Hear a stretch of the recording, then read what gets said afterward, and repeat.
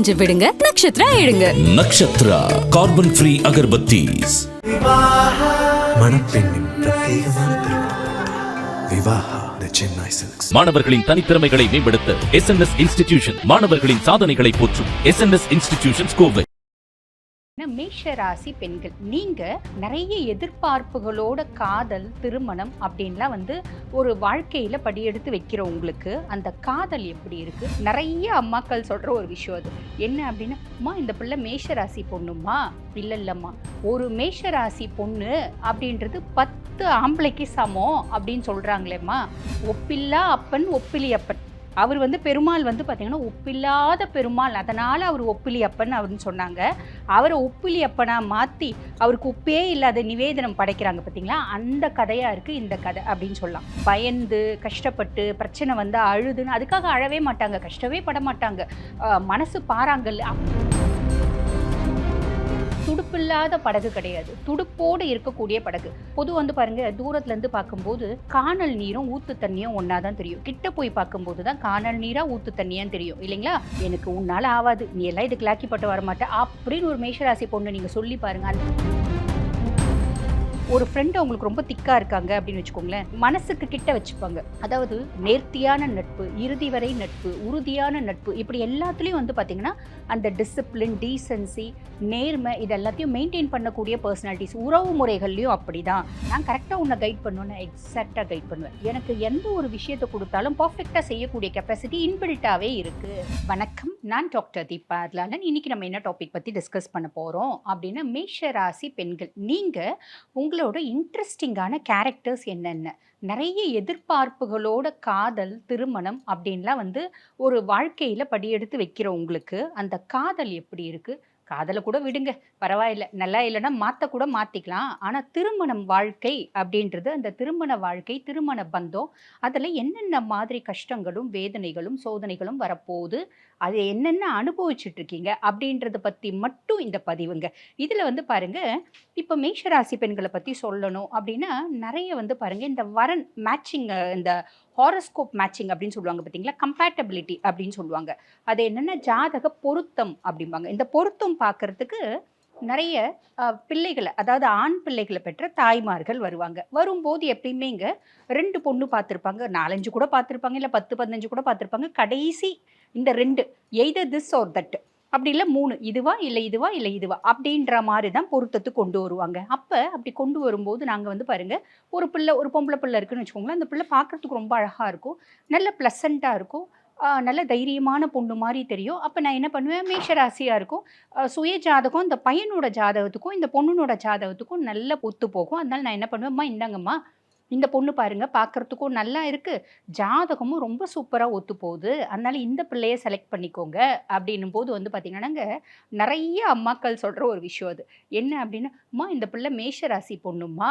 சரிம்மா, அதனால் என்ன, ஜாதகம் நல்லா ஒத்து போதே அப்படின்னு. இல்லைம்மா, ஒரு மேஷராசி பொண்ணு அப்படின்றது 10 ஆம்பளைக்கு சமம் அப்படின்னு சொல்கிறாங்களேம்மா. அந்த பிள்ளை எங்கள் வீட்டுக்குள்ளே எங்கள் பையன் பாவம் பசு, அவனுக்கு ஒன்றுமே தெரியாது. எல்லா அம்மாக்களுக்கும் அப்படி தானே ஒரு நினப்பு, ஒன்றுமே தெரியாது, அப்போ என் பையனுக்கு எடுத்துட்டா என்ன பண்ணுறது, இப்படி நிறைய பேர் சொல்லுவாங்க. ஆக இது உண்மையா அப்படின்னு கேட்டிங்கன்னா, ஒரு விதத்தில் உண்மை, ஒரு விதத்தில் பொய். எந்த விதத்தில் உண்மை?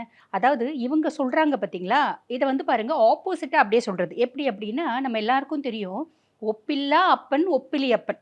அவர் பெருமாள் பார்த்தீங்கன்னா ஒப்பில்லாத பெருமாள், அதனால் அவர் ஒப்பிலி அப்பன் அப்படின்னு சொன்னாங்க. அவரை ஒப்பிலி அப்பனாக மாற்றி அவருக்கு உப்பே இல்லாத நிவேதனம் படைக்கிறாங்க பார்த்தீங்களா, அந்த கதையாக இருக்குது இந்த கதை அப்படின்னு சொல்லலாம். இவங்க எதில் ஆண்களுக்கு சமம் அப்படின்னா, ஒரு வேலையை செஞ்சு முடிக்கிறதுல ஒரு மேஷராசி பொண்ணு 10 ஆண்களுக்கு சமம். தைரியம், தன்னம்பிக்கை, துணிவு, இது எல்லாத்துலேயும் ஒரு மேஷராசி பொண்ணு 10 ஆண்களுக்கு சமம்.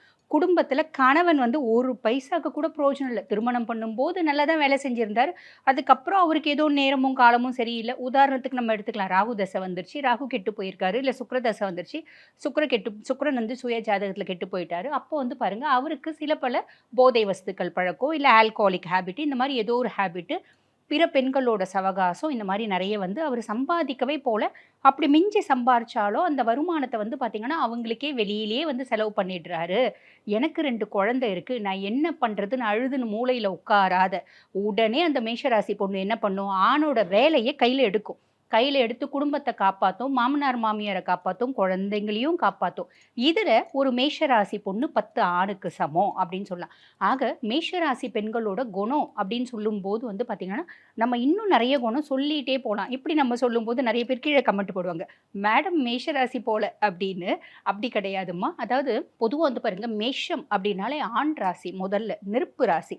இது வந்து பாருங்க செவ்வாய் ஆதிக்கம் பெற்ற ராசி, சூரியன் உச்சமடையக்கூடிய ராசி. பொதுவாவே செவ்வாய் ஆண் கிரகம், சூரியன் ஆண் கிரகம், ராஜ கிரகம் சூரியன். அப்ப ஒரு மேஷராசி பொண்ணுக்கு ரஜோகுணம் அப்படின்றது இயற்கையாவே உண்டுங்க. புரியுதுங்களா? பயந்து, கஷ்டப்பட்டு, பிரச்சனை வந்தா அழுதுன்னு அதுக்காக அழவே மாட்டாங்க. கஷ்டமே பட மாட்டாங்க. மனசு பாறாங்கல் அப்படியும் எடுத்துக்கூடாது. கஷ்டமும் படுவாங்க, வருத்தமும் படுவாங்க, அழவும் அழுவாங்க. ஆனா அடுத்து என்ன செய்யணும்? நம்ம குழந்தைங்கள கரையேத்தணும், குடும்பத்த கரையேத்தணுன்ற முயற்சி எடுப்பாங்க. புரியுதுங்களா? பொதுவா ஒரு மேஷராசி பொண்ண பத்தி சொல்லணும் அப்படின்னா, துடுப்பில்லாத படகு கிடையாது. துடுப்போட இருக்கக்கூடிய படகு. துடுப்பில்லாத படகு என்ன பண்ணும்? எந்த திக்கு போய் சேர்றதுன்னு தெரியாம தண்ணி அடிக்கிற சைடு போயிட்டே இருக்கும். ஆனா, துடுப்போட இருக்க படகு புத்திசாலித்தனமா போய் சேர வேண்டிய இடத்த சேரும். அதுதான் ஒரு மேஷராசி பொண்ணு அப்படின்னு சொல்லலாம். அப்ப இந்த மாரியெல்லாம் ஏன் சொல்றாங்க? அது ஏதோ அவங்களுக்கு தோணுனத சொல்றாங்க. யாரோ பக்கத்து வீட்ல, எதிர் வீட்ல சொல்லியிருப்பாங்க. "என் மருமக மேஷராசி அடங்க மாட்டேன்றா" அப்படின்னு. அதனால சொல்லியிருக்கலாம். அவங்க என்ன பண்ணாங்க? அதனால ஏன் இந்த பிள்ளை அடங்க மாட்டேங்குதுன்னு உள்ள போய் பொதுவா வந்து பாருங்க, தூரத்துல இருந்து பார்க்கும்போது கானல் நீரும், ஊத்து தண்ணியும் ஒண்ணா தான் தெரியும். கிட்ட போய் பார்க்கும்போது தான் கானல் நீரா, ஊத்து தண்ணியான்னு தெரியும். இல்லைங்களா? அப்ப அவங்க குடும்பத்துல என்ன நடந்துச்சு நம்மளுக்கு தெரியாது. அத வச்சு இவங்க முடிவு பண்ணிக்கிறது. ஒரு பொய் 10 பேர் சொல்லும்போது அது உண்மையா மாறிடுது அப்படின்றது தான் நம்ம சொல்லணும். சரி, பொதுவாவே வந்து பாருங்க, மேஷத்த பத்தி சொல்லணும். மேஷராசி பெண்களுக்கு தைரியமும், தன்னம்பிக்கையும், ஆளுமையும், சாதிக்கக்கூடிய எண்ணமும் ஜாஸ்தி. எனக்கு உன்னால ஆவாது, நீ எல்லாம் இதுக்கு லாக்கிப்பட்டு வரமாட்ட அப்படின்னு ஒரு மேஷராசி பொண்ணு நீங்க சொல்லி பாருங்க. அந்த வேலையை செஞ்சு முடிச்சுட்டு தான் உங்க முன்னாடி வந்து நிக்கும் அப்படின்னு சொல்லலாம். அது எவ்வளோ பெரிய வேலையா இருந்தாலும் சரி, நான் அந்த வேலையை செய்யாம தோல்வியை ஒத்துக்க மாட்டேன், நான் தோத்து கூட போறேன், முயற்சியே பண்ணாம தோத்து போறது அப்படின்றது எனக்கு பிடிக்காது அப்படின்னு சொல்லக்கூடியவங்க தான் மேஷராசி பெண்கள். ஆக இவ்வளவு திறமை, இவ்வளவு புத்திசாலித்தனம், ஆளுமை அப்படின்றது இயற்கையாவே இருக்கும். எந்த ஒரு விஷயத்தை கொடுத்தாலும் அந்த விஷயத்தை பக்காவா பிளான் பண்ணி கரெக்டா வந்து பாத்தீங்கன்னா அதை எக்ஸிக்யூட் பண்ணக்கூடிய பர்சனாலிட்டிஸ் அப்படின்னு சொல்லலாம். ஃப்ரெண்ட்ஷிப்ல கூட ஒரு நேர்த்தியை மெயின்டைன் பண்ணுவாங்க. ஒரு ஃப்ரெண்ட் அவங்களுக்கு ரொம்ப திக்கா இருக்காங்க அப்படின்னு வச்சுக்கோங்களேன், மனசுக்கு கிட்ட வச்சுப்பாங்க. அதாவது நேர்த்தியான நட்பு, இறுதி வரை நட்பு, உறுதியான நட்பு, இப்படி எல்லாத்துலயும் வந்து பாத்தீங்கன்னா அந்த டிசிப்ளின், டீசன்சி, நேர்மை இது எல்லாத்தையும் மெயின்டைன் பண்ணக்கூடிய பர்சனாலிட்டிஸ். உறவு முறைகள்லையும் அப்படிதான். லவ் பண்ணும்போதும் அப்படிதான். லவ் பண்ணவுனே திருமணம் பண்ணிக்கணும்னு விருப்பப்படுவாங்க. லவ் பண்ணும்போதே கண்ணியை லவ் பண்றாங்க, ஒத்து வராது. அதே கண்ணியை திருமணம் பண்ணிக்கிறாங்க. பெருசா இவங்களுக்கும் அவங்களுக்குமே ஒத்து வராது. புரியுதுங்களா? இப்ப ஒரு மேஷராசி பொண்ணு ஒரு குடும்பத்துல போறாங்க. அந்த குடும்பத்துல 2 மச்சனை, 2 நாத்தனார் இருக்காங்க. அதுல நாத்தனாரும் கன்னி, அதே மாதிரி பாத்தீங்கன்னா மாமியாரும் கன்னி, மச்சனை மிதுனம், இந்த மாதிரி எல்லாம் இருக்கும்போது என்ன ஆகும் அப்படின்னா, இவங்களுக்கு அவங்களோட பெருசா ஒத்து வராது. காரணம் என்ன அப்படின்னா, இவங்க ரொம்ப நல்லவங்க, அவங்க ரொம்ப புத்திசாலிகள். அப்ப அவங்க கெட்டவங்களா அப்படின்னு கேட்கக்கூடாது. பொதுவா வந்து பாருங்க, மேஷத்துக்கே ஒரு விதிக்கப்பட்ட சாபம் இருக்கு. என்னன்னா, அதிக புத்திசாலிகளால் ஏமாற்றப்படுவார்கள் அப்படின்றது. பொதுவா மேஷம் வந்து பாத்தீங்கன்னா, பூர்வ ஜென்மங்கள்ல மேஷத்தை பத்தி இன் ஜெனரலா ஒரு விஷயம் சொல்றது உண்டு. மேஷம், அஸ்வினி இவங்கெல்லாம் வந்து பாத்தீங்கன்னா பூர்வ பிறப்பு அப்படின்னு எடுத்திருப்பாங்க பாத்தீங்களா, அதுல ஒரு ராஜ குடும்பத்துல பிறந்திருப்பாங்க. ராஜ குடும்பத்துல, ஒரு பெரிய குருமார்கள் குடும்பத்துல, ஒரு ஆச்சாரியமார்கள் குடும்பத்துல, அதே மாதிரி பாத்தீங்கன்னா ஒரு நல்ல செல்வந்தர் குடும்பத்துல, ஒரு ஆளுமையான சொல்வாக்கு, செல்வாக்கு நிறைய இருக்கவங்க குடும்பத்துல பிறந்திருப்பாங்க அப்படின்ற மாதிரி பல மேஷராசி அன்பர்களை பத்தி சொல்றது உண்டு. அப்ப அந்த பூர்வீக பொறப்புல சில பல காரணங்கள்னால ஒரு சிலர் வந்து பாருங்க அதிகார துஷ்பிரயோகம் அப்படின்றது செஞ்சிருப்பாங்க. அதனாலதான் இந்த ஜென்மத்துல அஸ்வினி மேஷத்துல பிறக்கிறாங்க அப்படின்ற ஒரு கருத்தும் உண்டு. சரி, எதுவா இருந்தாலும் அந்த ஆளுமை அப்படின்றது மேனிஃபெஸ்ட் ஆகும். பூர்வ ஜென்மத்துல நான் எப்படி இருந்தேன் அந்த கேரக்டர்ஸ் மேனிஃபெஸ்ட் ஆகும் அப்படின்னு சொல்லலாம். சரி, இப்ப திருமணத்துக்கு பின்னாடி இப்போ வந்து நம்ம சொன்ன மாதிரி மாமியார் வந்து கன்னி அப்படின்னு வச்சுக்கோங்களேன். இந்த பிள்ளை எவ்வளோதான் உங்களை நல்லா பார்த்தாலும், கன்னியை கூட விட்டுருங்க, மீதி வந்து புதன் ஆதிக்கம் பெற்ற ஒரு பர்சனாலிட்டிஸா இருக்கலாம், இல்ல சுய ஜாதகத்துல புதன் நல்லா இருக்காங்க அப்படின்னு கூட வச்சுக்கோங்களேன். அவங்களுக்கும் இவங்களுக்கும் பெருசா ஒத்து வராது. இவங்க என்ன செஞ்சாலும் அவங்க அதுல குத்தத்தை தான் கண்டுபிடிப்பாங்க. காரணம் என்ன அப்படின்னா, அவங்க தப்பு அப்படின்னு அர்த்தம் கிடையாது. அவங்களோட எக்ஸ்பெக்டேஷன் லெவல் வேற மாதிரி இருக்கும், இவங்களோட எக்ஸ்பெக்டேஷன் லெவல் வேற மாதிரி இருக்கும். 2 எண்ணங்களும் அது வேற ஜோன்ல இருக்கும், இது வேற ஜோன்ல இருக்கும். பெருசா பொருந்தாது அப்படின்னு சொல்லலாம். ஆக இப்ப வந்து பாருங்க, திருமணம் அப்படின்றது பெரிய எதிர்பார்ப்புகளோட திருமணம் பண்ணியிருக்காங்க.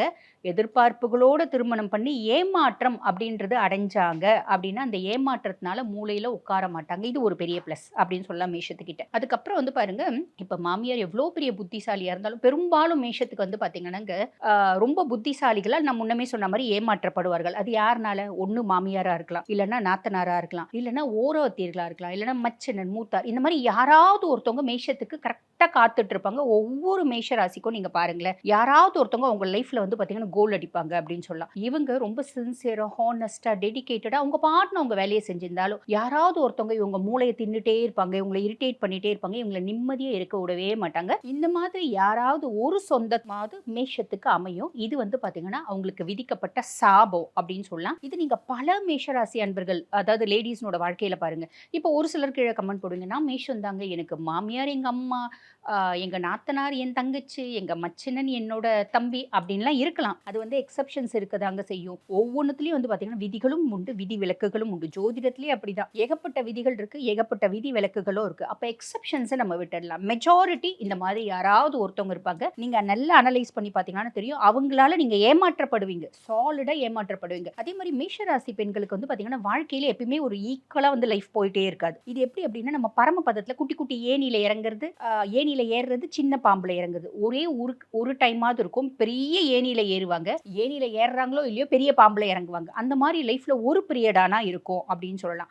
ஏமாற்றமோ இந்த இறக்கமோ, இறக்கம் சென்ஸ் அப்லிஃப்ட்மெண்ட்ல இருந்து அப்படியே சடன் டவுன்ஃபால், இதுவும் வந்து பாத்தீங்கன்னா இல்லாத சந்திக்காத மேஷமே கிடையாது அப்படின்னு சொல்லலாம். என்ன இருந்தாலும் மனம் தளர மாட்டாங்க. நிறைய வந்து பாருங்க ஸ்போர்ட்ஸ்ல, ஜிம்ல, ஒரு பாலிடிக்ஸ்ல சாதிக்கக்கூடியவங்க, நிறைய ஸ்போர்ட்ஸ்ல சாதிக்கிற நிறைய பெண்கள் எடுங்க, பெரும்பாலும் வந்து பாத்தீங்கன்னா மேஷமா இருக்கும், சிம்மமா இருக்கும், விருச்சிகமா இருக்கும். இவங்களுக்கு இன்பில்ட்டாவே அந்த மாதிரி ஒரு மைண்ட் செட் இருக்குங்க. சாதிக்கணும், பெரிய ஆள் ஆகணும் அப்படின்ற மைண்ட் செட். எப்பயுமே வந்து பாருங்க, ஒரு இடத்துல அடிமை வேலை செய்யணும், நீ சொல்லி நான் செய்யணும் அப்படின்னா நாங்க கஷ்டப்படுவேன். நான் மேஷமா இருந்தா நான் சொல்லி நீ செய்யணும், அப்ப நான் ரொம்ப ஹாப்பியா இருப்பேன், ரொம்ப கம்ஃபர்ட்டா இருப்பேன். நான் கரெக்டா உன்னை கைட் பண்ணுவேன், எக்ஸாக்டா கைட் பண்ணுவேன். எனக்கு எந்த ஒரு விஷயத்தை கொடுத்தாலும் பர்ஃபெக்டா செய்யக்கூடிய கெப்பாசிட்டி இன்பில்ட்டாவே இருக்கு. இதுதான் இந்த ரஜோகுணம் அப்படின்னு சொல்லுவாங்க. ரஜோகுணம் நிறைய பொருந்தியவர்கள் தான் வந்து பாத்தீங்கன்னா மேஷராசி பெண்கள் அப்படின்னு சொல்லலாம். சரிங்க, இப்ப மேஷராசி பெண்களை பத்தி நல்ல பயங்கரமா தான் சொல்லியிருக்கீங்க. அவங்களோட பாசம் அப்படின்றது பாருங்க, இந்த பலாப்பழம் நம்ம பார்த்துருக்கோம் அப்படின்னா, பலாப்பழம் மேல தோல் வந்து ரொம்ப கரடு முரடா தான் இருக்கும், உள்ள அந்த சொலை எவ்வளோ இனிப்பா இருக்கும். அந்த மாதிரி ரொம்ப பாசம் மேஷத்துக்கு உண்டு. வீட்லயே கூட வந்து பாருங்க, வீட்டில் 4 பிள்ளைங்க இருக்காங்க அப்படின்னா எனக்கு இது வேணும் அப்படின்னு அட்டமண்டா கேட்பாங்க, சண்டை போடுவாங்க, எல்லாம் பண்ணுவாங்க. ஒரு பிரச்சனை அப்படின்னு வரும்போது வீட்டில் இருக்க 3 பிள்ளைங்க ஒதுங்கி நின்னாலும் மேஷராசி பொண்ணு முன்னாடி நிற்பாங்க. முன்னாடி நின்று அந்த பிரச்சனையை சார்ட் அவுட் பண்ணுவாங்க. அவங்க கல்யாணம் பண்ணின்னு போயிட்டாலும் சரி, எந்த ஊர்ல இருந்தாலும் சரி. அதே மாதிரி திருமணத்துக்கு பின்பும் தன்னுடைய தாயார் தந்தையாரை சப்போர்ட் பண்ணக்கூடியவங்க மேஷராசி பெண்கள் அப்படின்னு சொல்லலாம். குழந்தைங்களுக்கு எப்படி அவங்கள குழந்தைங்களை வளர்க்கணும், குழந்தைங்கள என்ன மாதிரி நம்ம பிளான் பண்றோம். ஆனா ஒண்ணு உண்டுங்க, மேஷத்துக்கு எல்லாமே செய்வாங்க, எல்லாமே பிளான் பண்ணுவாங்க. ஆனா எனக்கு கீழே தான் நீ இருக்கணும் அப்படின்ற மைண்ட் செட். என்ன நீ ரொம்ப வந்து டாமினேட் பண்ண அப்படின்னா தாங்கவே மாட்டேன். ரொம்ப டாமினேஷன் இருந்தாதுங்க, லைட்டா டாமினேட் பண்ணா கூட உங்களால தாங்க முடியாது. இது மேஷத்துக்கும் உண்டு, சிம்மத்துக்கும் உண்டு, விருச்சிகத்துக்கும் உண்டு. என்ன டாமினேட் பண்ணாத, எனக்கு எல்லாம் தெரியும், நானே வந்து கரெக்டா செய்வேன், நீ வந்து என்ன அது பண்ணு இது பண்ணு நொய்யின்னு ஏன்னா நான் பயங்கரமா இரிட்டேட் ஆயிடுவேன் அப்படின்றது தான். சட்டுன்னு கோவப்படுவாங்க, டக்குன்னு வந்து டென்ஷன் ஆவாங்க, இரிட்டேட் ஆவாங்க. ஆனா மனதளவுல ரொம்ப நல்லவங்க. யாரையும் வந்து பெருசா நடிக்க தெரியாது, இந்த பச்சோந்திகள் மாதிரி வேஷம் போட தெரியாது அப்படின்னு சொல்லலாம். யாரையும் வந்து பாத்தீங்கன்னா ஹர்ட் பண்ண மாட்டாங்க.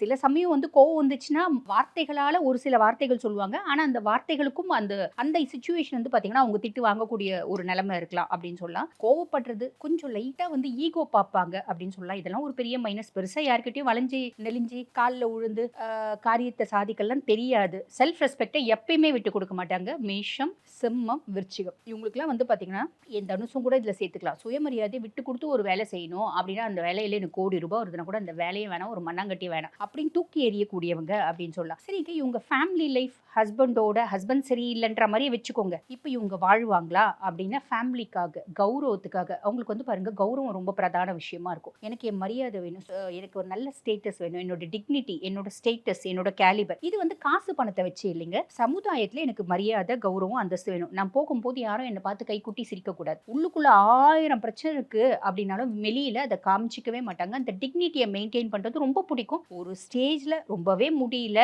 ஹஸ்பண்டோட அட்டகாசம் ரொம்ப தாங்க முடியல, இன்லாஸ்னோட அட்டகாசம் ரொம்பவே தாங்க முடியல, அப்படின்ற போது தான் அவங்களுக்கு பிரிவினை அப்படின்றது வருது. முடிஞ்ச வரைக்கும் தாங்குறாங்க, முடியல அப்படின் போது ச்சீ வேண்டாம் நீ போ அப்படின்னு சாதாரணமாக தூக்கி போடுவாங்க.